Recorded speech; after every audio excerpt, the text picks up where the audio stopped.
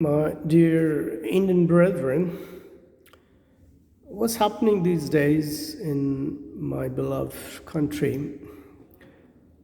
It's not really acceptable in multiple senses because for the first time, election commissioner has to present himself to validate his inefficiency, his dereliction duty, and LOP and leader of opposition Rahul Gandhi was brought into the scene as if he's committing some sort of unconstitutional crime. In fact, what he has brought to light, that's a daylight robbery if it's proven right. Of course, it still requires to be validated by the independent committee, investigative agencies, and that's part of the conscientious onus resting upon the election commission itself, not any political party, whether it's the ruling or the opposition.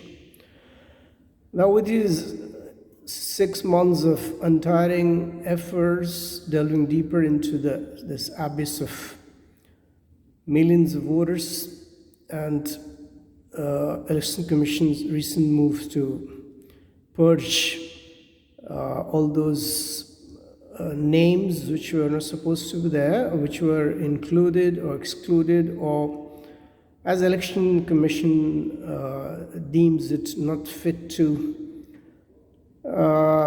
But in fact, the entire election process, that's the heart of Indian democracy, and without fair and judicious electioneering system where every individual who is mandated to cast his vote, one person, one vote, and regardless of the intimidation or affiliations or his being minority, majority, or belonging to any caste, color, creed, religion. So far, this disenfranchisement process has never taken place in India. Despite all the nefarious forces at loggerheads or trying to loot or trying to tarnish. So we have had a very successful democratic fabric, second largest, with so far reasonably doing great job of ensuring that every election is not like other countries where just the referendum is like akin to the referendum where the presidential candidate always chooses to float around. Just that's an exercise in futility when you are not actually casting a vote. You're only asked to say yes to whatever the political head or the reigning supreme he wants you to. Like in our neighboring nations, referendum after referendum, and even in those democratic countries which are like newborn babes, like maybe it's like Egypt or African countries, or those countries which have broken the yoke of colonials and gained their independence post-colonialism from the clutches of these imperialist regimes, whether it's UK or France or Portugal, or we being the colony of Britishers, they have left us in a lurch in the sense that they divide the nation into two halves with large-scale migrations, unheard of, unimaginable distress and hardships that was meted out to those migrants. And those who chose to stay, their chosen favorite parts of the Indian subcontinent, they also tried to have their own democracy in their own unique ways, with some kind of theological state, but they haven't tasted the real fruit of democracy per se so far, because always, coup d'etat or the military general or the military regime that has an upper hand and judiciary always been subservient. In India's case, that hasn't been the case because apex body judiciary in India has reigned supreme to interpret the constitutions and take the lawmakers, legislatures, the parliamentarians to make laws in accordance with the constitution that we have. But lately, the present government, with its successful, unsuccessful, or abortive attempt of bringing about the hidden agendas through some constitutional reforms. Constitution allows for reforms, also allows for bring about big shifts, major changes based on consensus, but in constitution with the opposition party, which is the greatest check and balance, and then keeps an eye on what's happening, so that any ruling state, even with this thumping majority, doesn't turn out to be a dictatorial, imperialistic regime, and the powers need not be concentrated in certain hands. And there's always people should have the mandate to bring about the result of changes, whether it's if they're chosen favorite candidates, parliamentarians, or choosing a government. Even we have the provision of midterm elections, also hung parliament, also, like we have experienced all of these things. We have had an emergency during Indira Gandhi, but she turned out to be triumphant in the sense that she was voted to power back. Her tenure was restored and with a thumping majority, but she fell a victim of her own vaulting ambitions, and followed by Rajiv Gandhi, who also became a martyr. And they have sacrificed their lives on the altar of democracy. And that's the chosen part of the Congress party has paved the way forward for Rahul Gandhi, who apparently was in the back seat, and he was reduced to nothing but a puppet or a child who is still learning ABC of politics. And there was no hope of any revival of Congress because it was like buried alive. The largest party post-independence, with its ideals and principles, and which actually forced the Britishers to quit, to leave, to hand over the powers. We had our own constitutions, our own parliament. We became a sovereign state with Jawaharlal Nehru becoming the first prime minister, a great true visionary who laid the foundation of the technological architecture and he could foresee that if India has to come out of the reeling poverty, the hungry masses, millions, and although we are underpopulated and we grew so by leaps and bounds and became billion plus, and now we're second largest populated country in the world. But we had our own independence, our own autonomy. We never begged, we never went with the begging bowl before any of the so-called Western nations, including USA.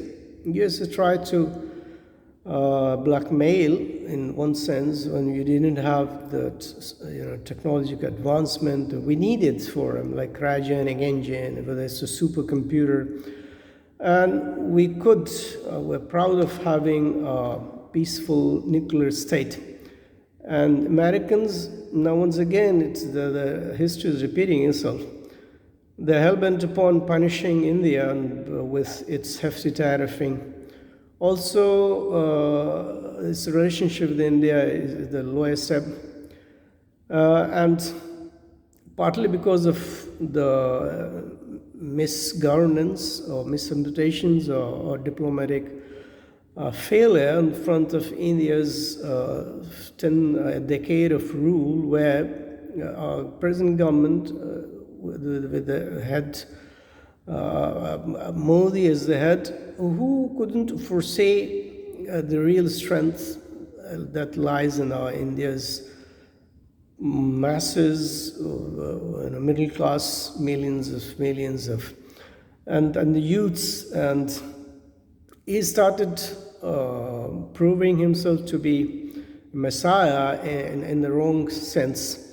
In fact, he projected himself to be savior of the nation, although he couldn't do much with the kind of economic gains that he had. In fact, we lost those edges that we had. India's economy is in a lurch, although he touts and he says that India is going to be the third biggest economy in the world in 47.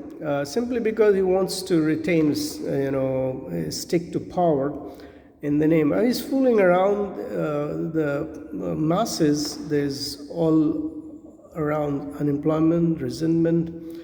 Technologically, we are not doing reasonably well compared to the other countries. Our GDP is going down. We still have teeming millions of hungry mouths, homeless people, and we are the large donors of the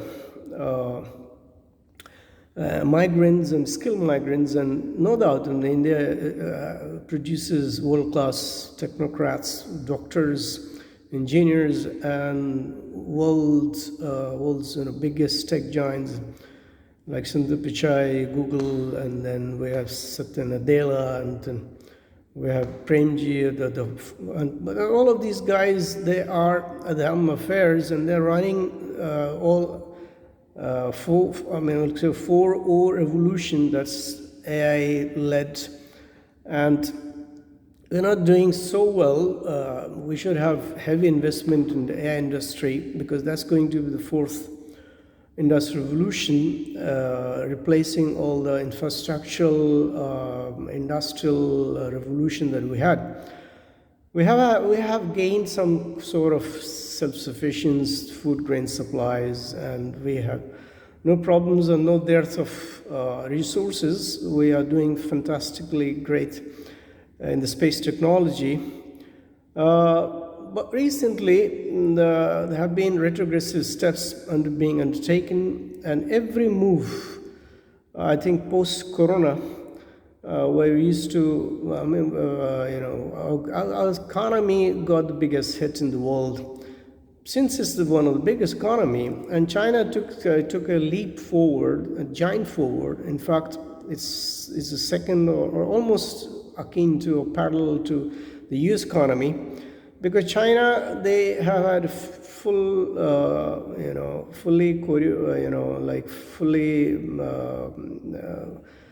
laid out roadmap, blueprint of how industrial revolution, post-industrial revolution, post-infrastructure, now we don't have, we need to have any kind of infrastructure. We need to have knowledge foundry, knowledge industries, driven by artificial intelligence, and now we see the revolutionary changes being brought into all kinds of fields, whether it's medical or agriculture or defense. So if we are left far behind and we keep doing the politics of Hindu-Muslim and division and trying to propagate the old cultural legacies of one of the Vishwa gurus and great nations are used to. 11 years of this almost failed statesmanship on the development front, where we're losing our reputation of being one of the mightiest, one of the most audacious, and one of the greatest self-reliant nations, which never had to go for any kind of borrowings or and we could independently develop all kinds of infrastructures, technological know-how, whether it's the nuclear deal or whether it's the infrastructural. I'm talking about all kinds of roads, railways, industries, energy securing, and now the thing is that most of the moves are being spearheaded or being led by two giants. I mean, a couple of houses. I mean, that the whole world knows that Adani Group of companies. Then we have Mukesh Ambani. They're one of the richest, and in my lifetime there hasn't been such a stark contrast between the haves and have-nots, poor becoming poorer and the richer becoming richer, to the extent that everything is privatized, and the government is all out selling all the infrastructures in the country, including railways, defense, airports, coal mines, and all. So it could be, it should have been okay. Privatization is not a bad idea, but as long as it serves the welfare of the masses and it doesn't affect the general welfare, and we need to have a good medical infrastructure, we need to have good housing, basic income assurance. So still we have homeless people, we don't have, and per capita income is very low, abysmally low, even 21st century, entering with advanced capabilities, and our youths are so empowered and so zealous of bringing about the best, and they are shining in all fields, all walks of life. But the thing is, with government faulty policies, in fact, it's all anti-incumbent policies. They don't want to take decisions in the right perspectives. They're taking us backward in the 18th century with loads of trumpeting and about our greatest cultural hegemony, and we used to be like this. And now simply we can sing a song in our praise, but that doesn't take us too far. So the whole idea is that, first of all, we really need a change in the governance style, and we need to set the new narratives. We need to fix all the bureaucratic setups which have been hand in gloves with the government, and it has been promoting government nefarious agendas, sometimes not really with good meaning, well-being, sidelining the minority. And this son of minority, I mean, why do you call them a minority? I mean, it's a quarter of the population falls in this category, and we have all kinds of people with a composite culture, with higher class, lower class, and Christians, Hindus, Buddhists, Muslims, and all of them having their own share of the well-being and share of the welfare. Why to segregate, discriminate? Why to bring out policies where we have the hidden agenda of listing them out as if they're not part of the larger India? And there are some forces, they could be weapons in the hands of the present government, but those weapons are a double-edged sword. And if the unemployed youths, they listen to you simply because they are promoting your own hidden agenda, a time will come they will realize that there's no job, there's no livelihood sources, there's no future, and people are suffering on all fronts. And that's how this Rahul Gandhi has spearheaded a campaign where cleanup and is like cleansing of the government's faulty policies. And rightly he has come with this election process, because this is the core area where if we are not allowed to cast our votes and we remain disenfranchised, we're not allowed to even say, and how are we going to strengthen our democracy and change the government and change the policy and bring about the right thinking among the masses? And how about, how can we take the country forward in the right direction if it's not representative of the all billion.5, I mean 1.5 billion plus population? So being really, I used to have loads of fascinations, and always been all praise for India's strides into all walks of life, and within just span of 75 years, India has proven the world that it's hard-earned democracy. I mean, like independence, post-independence, we have been doing fantastic job. Because I have seen famine, poverty. I've seen India in a shape which was like looted, ravished, ruined beyond recognitions, and British had left nothing here. In fact, they used up the country and national resources. They siphoned away all the precious things they could lay hands on.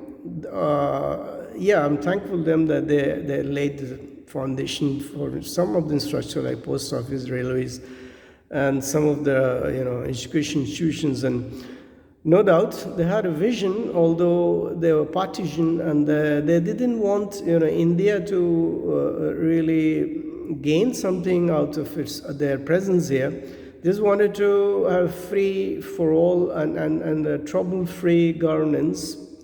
So anyway, they had to leave because the Second World War eventuality they became so weaker, but that's that's a different scenario. But what legacy, what we have retained so far, and we have added to that needs to be preserved at any cost. And any change which is welcoming a purging of the evil systems, which is rotten, and which is getting inroads into our democratic fabric. And institutions are falling, including judiciary, which used to be so fair and like an overseer, like an observer, and the right intervention judiciary is paramount to the democratic strength in India, because that's the apex body, and this brings about all the checks and balances. So, in fact, I'm going to wind up because I have lots of hopes from this kind of moves by Rahul Gandhi, who is robust, honest. Apparently, he's driven, zealous. He's rallying around the masses, and he's fighting for the right causes. And he's audacious. He's undeterred. And he's going to rule the roost. He's going to teach this, reigning government a good lesson. Whether it wins or loses, I'm not bothered about electioneering, but it must, be held accountable for some of the ills and evils, for some of the wrong steps and moves like demonetization, then forging ahead with the diplomatic relations with, and also siding with the Israelis for when the whole world is crying foul against this butcher regime, and this government is in tacit support of this. So there are a couple of things that changed. We used to be non-aligned nations. We used to be very independent thinkers. We used to be, actually we were supposed to be voted as one of the Security Council members. Unfortunately, it never happened, and now we are weakened. We are a lame duck government, and it's all fracas, it's all mirage, it's all, cosmetic changes here and there, lots of trumpeting and lots of, like it's a balloon reputation. It's like not the real reputation. Our key strength lies in being a robust democracy with the assurance for human rights for every individuals, and also a great relationship with our neighboring countries, and the coexistence and the best fabric of a bouquet of all communities, all castes, colors, languages, and that's what I really feel proud of. India being one of the such nations where there is a possibility of coexistence of multicultural, multilingual, multi-belief systems, and no one is discriminated upon or made to feel as if he's alien or he doesn't belong to his country. So I'm really all out for greater India. It's not just America first, should be India first, and we should have a great nation on earth once again, and you should be a true Vishguru, like, mentor of the world in all aspects of the life. Wishing the very best to my countrymen and a great nation on earth with its billion plus peace-loving people on earth. Thank you so much.